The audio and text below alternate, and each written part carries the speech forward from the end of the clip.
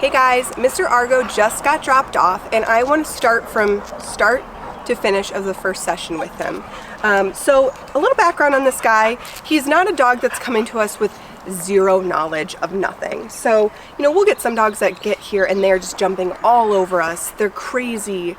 They're massively reacting. That's not this guy, because he had a great foundation in his foster home. So Jen was his foster mom, and I know that he had structure, and then his owner has definitely been trying to keep up with things, and we've actually also had a session with him. So we're not working with a dog that like knows nothing, but it's a really good example of if there isn't clarity and consistency across the board, and some of that just comes into play of like his owner is new to dog ownership and she needs to learn all this stuff, and that's why he's here. A dog will, you know, still be very disconnected. They're dealing with some reactivity. He will be demanding from a standpoint of like, if he's not done playing, Mom, we're gonna play and I'm gonna get mouthy with you. So we've just got a young, pushy dude that needs a lot of clarity and consistency around his life to be an even more solid dog than he already is. So I'm just gonna start moving with him. Again, he just got here. I haven't asked him for anything. He's already kind of defaulting to laying down just because he's been kind of pulling me around ever since he got here. But we'll just start walking. Let's go, bud. And I just want to see like what he's offering me. So like immediately what I'm sensing is like, if it can be kind of like on Argo's terms on a walk, it's going to be. And again, that's not uncommon for dogs. She did say that like if they're out on a walk and he wants to get to something, he's getting to it. So we want to kind of get into, again, like I always say, a follower mindset. Right now, that's not what's happening. You know, he's not dragging me too hard, but like if I were to drop the leash, he'd keep going. Like there would be no like, hey Argo, follow me. It's just kind of like Argo's going where Argo wants to go. Come, sit, down, Argo, Argo. Argo. Oh, hello. Hello. So just proof that it's like, again, nothing is about the commands. You know, he might know majority of those things, but if we're not consistent about following through with the ask, that will be the last time you'll hear me give all of those commands and, you know, saying his name and stuff like that without teaching what I'm actually looking for. I just like to kind of see where the dog's at, pat me in. So we just need to build reliability of what he knows, but also build some like importance of the person at the end of this leash. So that's always my goal, so that we can have him and his owner both enjoy the walk. This isn't just about like a dog going out and having a blast, because they might be like, chasing squirrels is fun. Pulling to where I want to go is fun. That's not really fun for the owner. So let's make it fun for both of them. So let's get to work, right bud? Hey. Hey man, excuse me. Man, Argo. Oh, you do know your name. Let's go. Let's get you all ready. All right. So let's see what thresholds currently mean to him. Okay. We just go in. Oh, we're going upstairs. You're not afraid of the stairs. Excuse me, man.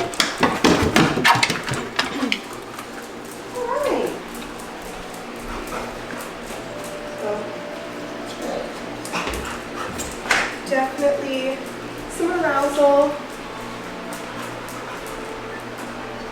I'm sure if I dropped the leash right now, he would run up to the other dog's crates. No. Down. Champ. Down. Good. So that's not uncommon for a dog that comes in that's like posturing. I didn't let him go up to his space or anything like that. The Champ is a little bit more of an insecure dog, so seeing that like intensity causing him to bark, not uncommon. All of this right now is like, yes, it's excitement, but it's not healthy excitement. It's arousal. It's, if I were to drop it again, what I would say to him would be not important to him whatsoever. He would just be like totally tuning me out completely. All right, so something I'm gonna do a smidge different with Argo versus the other dogs when they get here for drop off is I'm gonna go right to setting the tone with him at the crate. The reason I'm shifting the way that I'm doing this with him than dogs that are coming that are completely green is he's already had some e-collar work with me and with his foster mom. He's already crate trained, so none of these boundary setting things are gonna be new to him. It's more or less gonna be a reminder. So at home, his new home, he's probably pushing all of those things of like, I just go in and out of the doorways as I want. The kennel door open means rush out. So I know that he has a foundation of that. So for him, it's almost more of like a reminder of the expectation, and then I'll create the clarity around that. If you are looking for how we have him set up from a standpoint of tools, leashes, check out our reel. I have it on our Instagram, and it's gonna say tools that we use for follow or recall. So I have all of that on our Instagram for you. But right now, you know, I put him in the crate, we got him leashed up, whining, that's all him, breathy whining, things like that. I'm not concerned, and I'm not like correcting for any of that whining at this point, because where that's coming from is just state of mind stuff of he's thinking that the whining is going to potentially be a prerequisite of getting him out of the crate. And how we work through so much crate issues with dogs is teaching them how to become a part of the decision-making process of what being in a crate means. So what does the open door mean? What does being in it with the door closed mean? All of those things are going to come from him getting a response or feedback from me of what I agree and disagree with.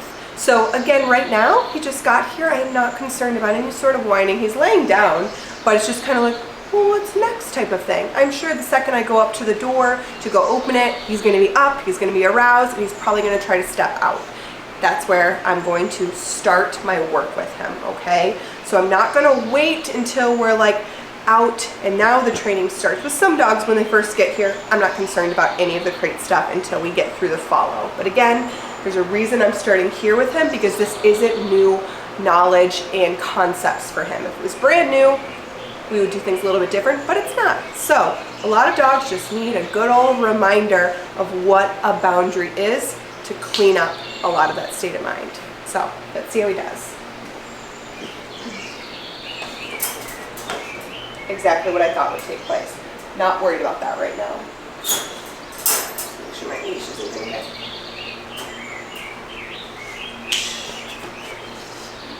So with him, versus, I don't give him an opportunity to step fully out, because that whining again is all coming from him. He will make a mistake, but he gave me this, and since I barely got any of this from him, I wanted to nip that in the bud of, I'm just going to go forward. I wanted to shush tap. I did so at a 6 out of 100, and then what I got was this. That's what I'm looking for. So now I hang out with the dog for a little bit. I do think, perfect.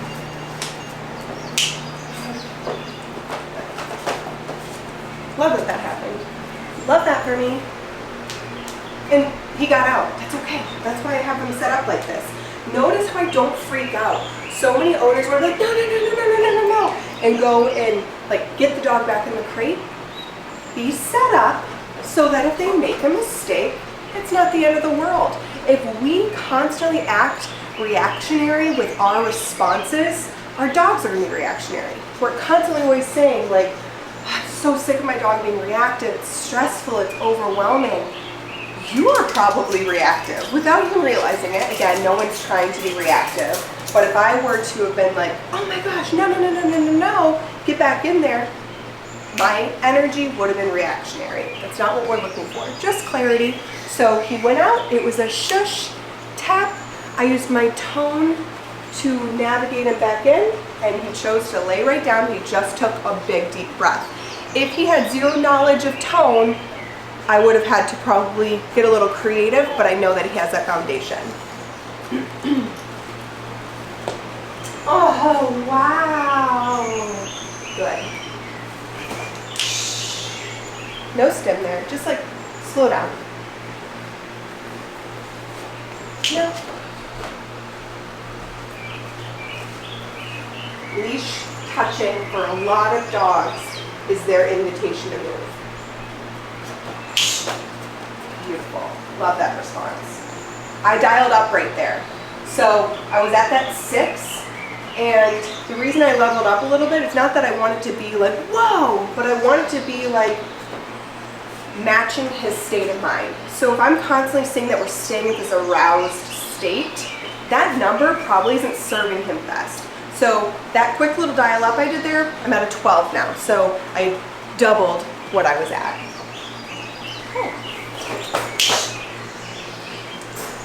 Beautiful response. Good boy.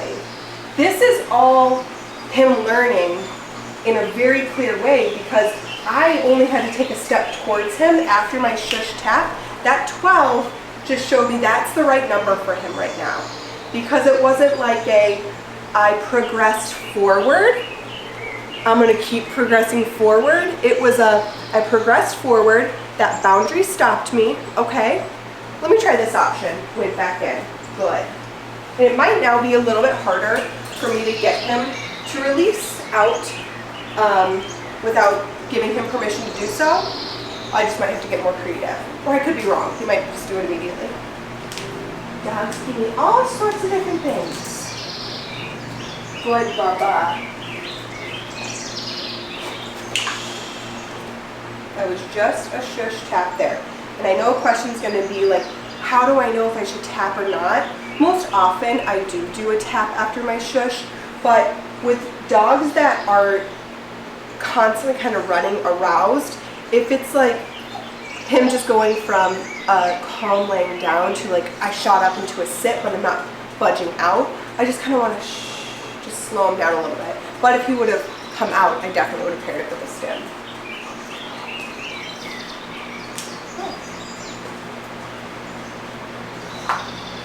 Nothing there.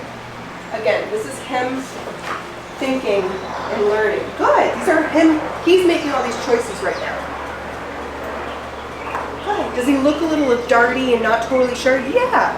That's because he's learning. And probably at home, grabbing the leash means we're going out for a walk. So we're just reestablishing, good boy, what this all means to him.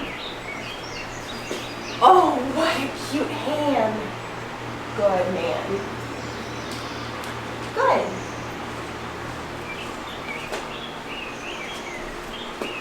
Good buddy. Bye. Good boy. Again, notice how not mad I am. I think that that's another thing that it's like, we all want immediate results, immediate satisfaction with everything in our life. That it's like, if a dog keeps making mistakes, as owners at times, you can feel like, oh, well, I'm not doing well, I'm failing. It's like, no, this is actually the best thing that could be happening for him. It's giving him chances to make those experiences into a learning opportunity. If we constantly sit there with our crutch of like, don't make a mistake, don't make a mistake, you're gonna have a dog that's almost like this bottled up frustration of like, I might not actually know what I'm supposed to be doing in this moment. Hey, man, I'm trying to make a video here. So you might just get a dog that's constantly like, I'm not gonna be like pulling, but I'm not gonna be in the right state of mind. Let them move, let them take those, like constantly wanting to have them in a micromanaged state, let them make decisions and then utilize obviously those things for all the structure that's needed for the dog to be successful to your advantage. Okay, so I think that a lot of times people look at training the way that we do it, to talk about structure, boundaries, is like militant, and that's not the case. What it is like, let's really help these dogs become part of the decision-making process, but then very much hold them accountable for what we're asking them to do once we've taught it. Good. Down. Good boy. Let's try that bye one again. Bye. Good. So when you experience something that you see triggers your dog to make that mistake, practice it to create clarity on it. So I think I opened the door. Bye. Good. And it was me walking away saying bye that got him to rush out. Good boy, buddy. Good. Handsome man. Fix this. I love your face. Notice no whining. No breathy, like airy whine. All of that is going away, and his state of mind is getting so much better. His eyes are getting softer. This is not because we've just taken him on a 3-mile walk. He just got here. This is all we've done. Good. State of mind is everything. Good. Break. So he doesn't go ahead and good boy. So now I want to see what kind of decisions he makes. Argo! Good. Argo! I'm going to start doing some tone work with him. Hi. Argo. Hey. Move up here.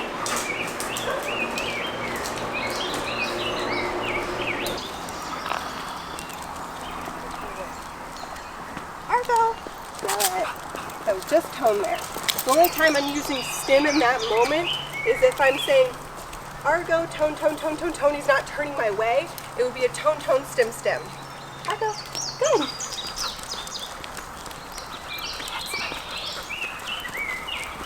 And now I'm at a 4 out of 100. My last shush tap was only a 4. So I just always am matching the dog's state of mind.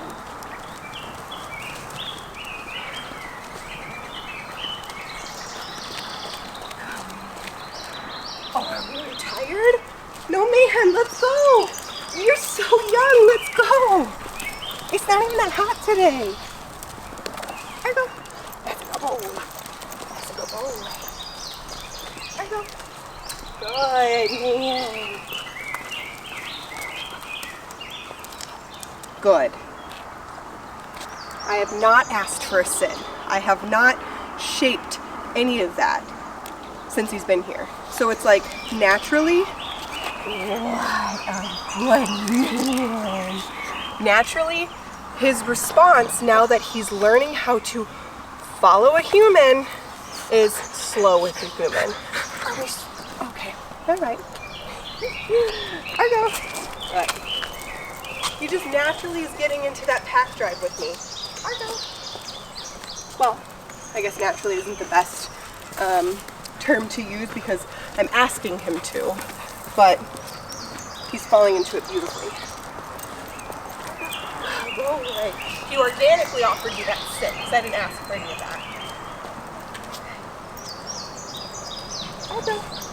Good job, buddy.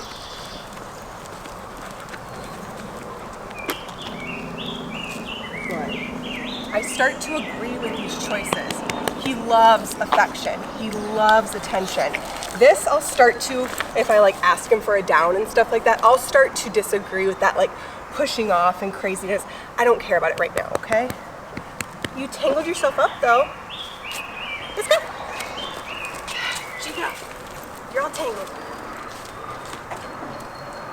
Let's go.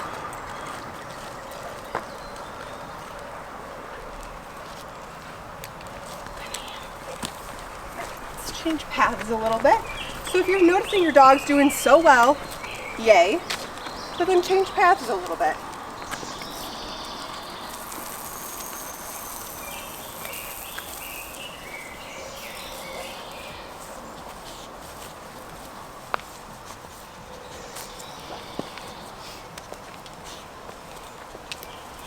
It almost gets hard to lose a dog.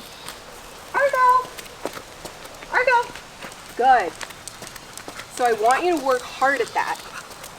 I let him have plenty of time. Good job. Kind of start venturing up. I'm not really paying attention to that lady anymore. She's not really paying attention to me. You bet I am, boy. Let's go.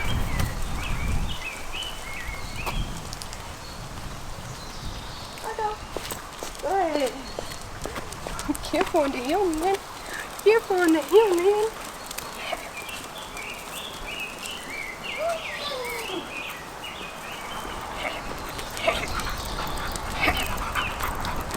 Argo.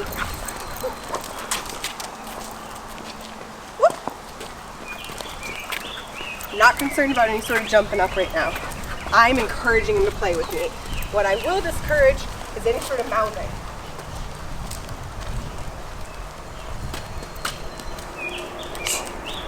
No. Right there. He tried mouthing my foot. Shush, tap.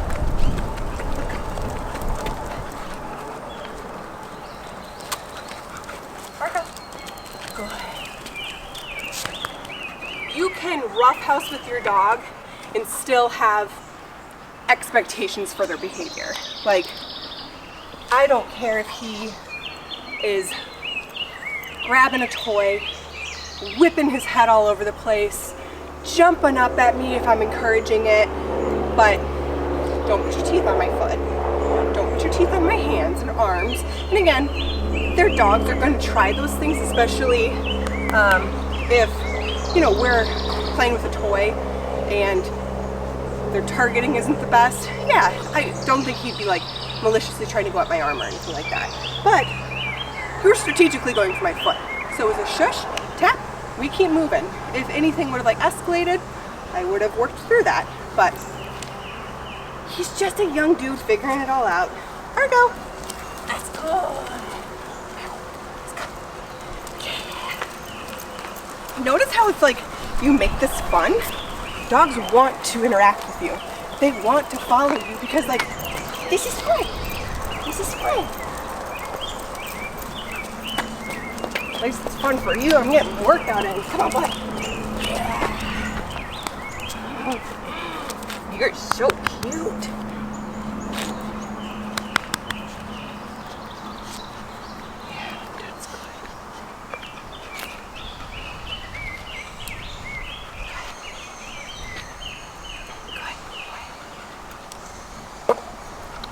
Good. Argo. Now I'm going to start slowing the energy down a little bit. Argo. Good. I didn't switch to stim there. I would have if he didn't move towards me. Argo. Good. So I can pick up the energy just as much as I can bring the energy down. Argo. Good. That's how we kind of create that on-off switch. Argo. Just come in. Good. Argo, good. Good. Argo, good. Argo. Stim right there. That was a 7. Our state of mind's coming down, so that's a big thing. If like you're ever noticing, it's like, oh, I felt that. And we didn't need to be that high, which a 7 is still very low. But just come down. You didn't run your dog. But that number was perfect for him 5 minutes ago. Argo. Good. Argo. Back down to that 4. Argo. Wish we were gonna come down even more. Argo. Argo. Good. Yeah, that's better. We're at a 2.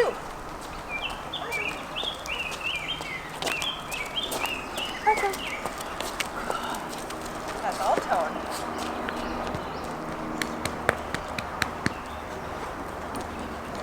This is quickly going to shape recall. This is all building up. Currently, name recognition, recognition to the tone and movement towards me. And then slowing him down with my shush tap.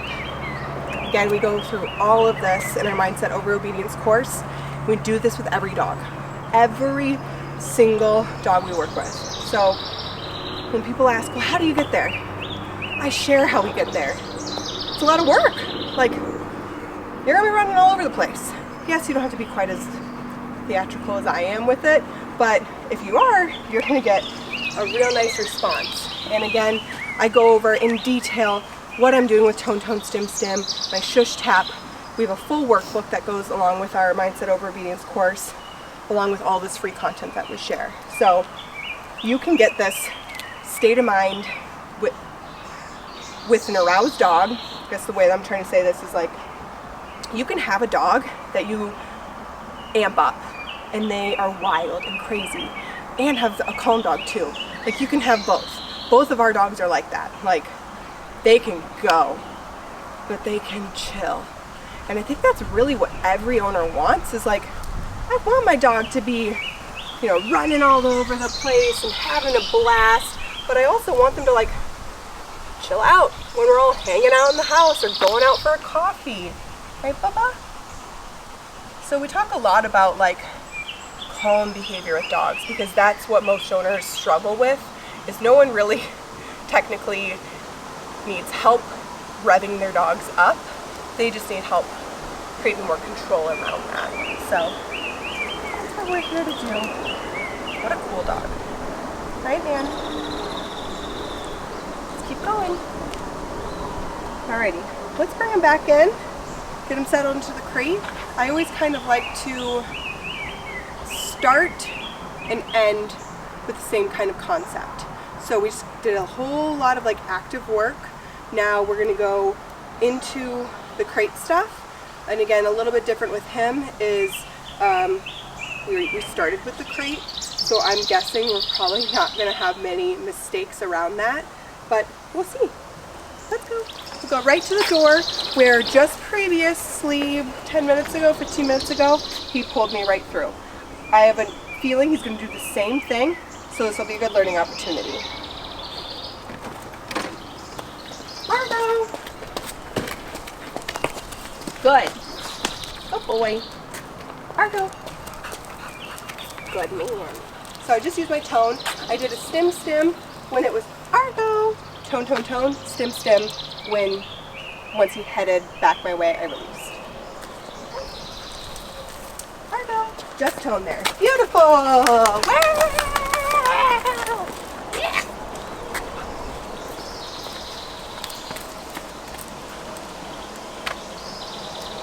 It's usually as easy as this. Not every dog. I'm not going to make it sound like every dog's this way. Like Champ, who we have right now, this is a really big concept for him, and that's okay. But this is most often how it goes with most dogs. Good. Clarity. Clarity. Good. So then I typically step in. Good. And if he were to advance towards me, same thing as the kennel. Shush, tap, spatial pressure. Break. Yeah. All right. So now I don't have the leash attached to me. We can go ahead and open the door back up. I would not have done that. Pull that back. Down. Very good. So, A, he's like, I'm picking a spot in front of the fan. B, I would not have dropped a leash like this prior to working with him. Notice the difference of him coming in 15 minutes ago versus him coming in now. It's almost as if there's not other dogs in here. He's not even paying attention to it. Whenever a new dog comes into, this is always a really good opportunity to see where there's gaps with the other dogs of like, if there's any barking, if there's any whining, if there's any like craziness. Hey, careful, Bob. So yeah, this is a beautiful choice. Love that. Use my tone. Argo. Stim. Argo. Let's go. Argo. That was a 7.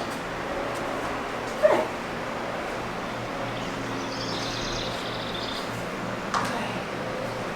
Bye-bye. Good. Shush tapped at a 5. Because I could tell, and again, some dogs just have naturally more of a response because it's, again, a newer concept for him. So that 7 was a little bit, yeah, I feel that. So I came down a little bit because I want to tell that the dog is responding well to it, but not like, wait, whoa, what's that? So I came down. So now I'm at a 5, and that seems to be a good spot for him. But again, when you're working with your dog, it's fluid. It's going to go up, it's going to go down. So don't freak out if they give you a little bit of like a whoa response when one number, say it was 10, was like perfect, not too high 5 minutes ago, and then you go to utilize it again and it's too high. That's normal. Again, you're not doing anything wrong. Just come down. Your dog will show you what's right. Good. Good boy. Such a smart boy.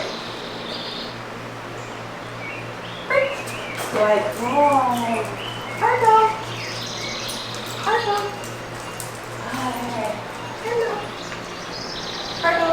This way, baby. Hello.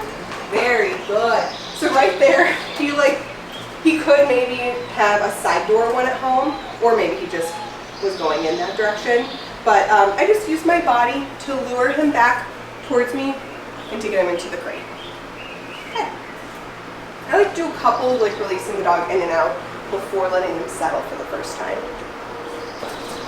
Good. Good. Good. I'm going to do one of just slowing him down without the long line. Good. Good. Argo. Argo.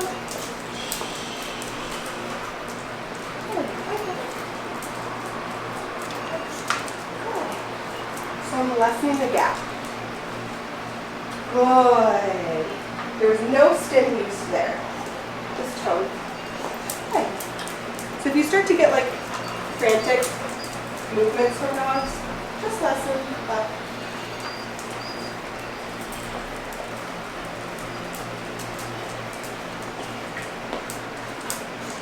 Very good.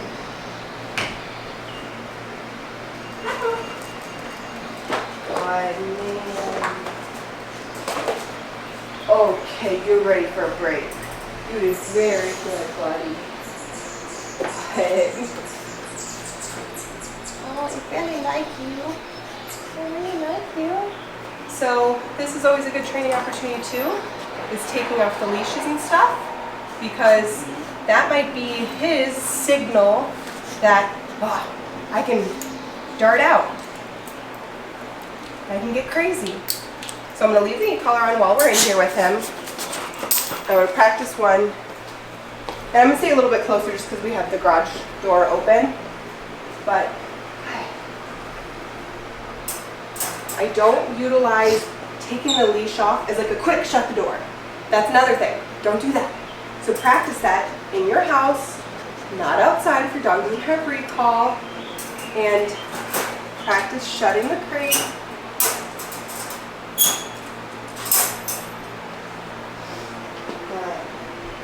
I'm just going to see, I'm not going to ask him for it, but if tapping gets him to lay down. Good. So again, knowing his background, his foundation, a lot of dogs do come knowing obedience. It's all state of mind stuff that they don't typically have good practice in.